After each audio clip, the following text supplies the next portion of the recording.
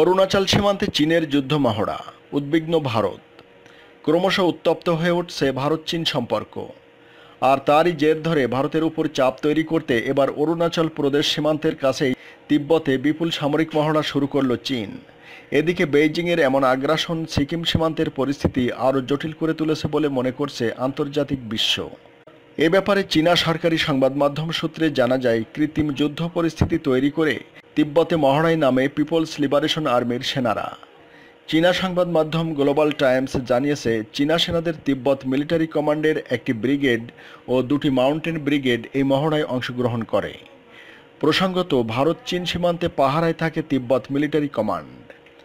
এদিকে তিব্বত থেকে বয়ে আসা ব্রহ্মপুত্র নদের কাছেই অনুষ্ঠিত হয় ওই মহড়া। জানা গেছে, ওই মহড়ায় অ্যান্টি ট্যাঙ্ক গ্রেনেড, বাংকার বিধ্বংসী মিসাইল ও বিমান বিধ্বংসী কামানের বিস্তর ব্যবহার করেছে চীনা সেনা। সামরিক বিশেষজ্ঞদের মতে, সীমান্তে ভারতের প্রতিরক্ষা ব্যবস্থাকে নজরে রেখেই এই মহড়া। সম্প্রতি তিব্বতে একটি নতুন ধরনের ট্যাঙ্ক মোতায়েন করেছে চীনা সেনাবাহিনী।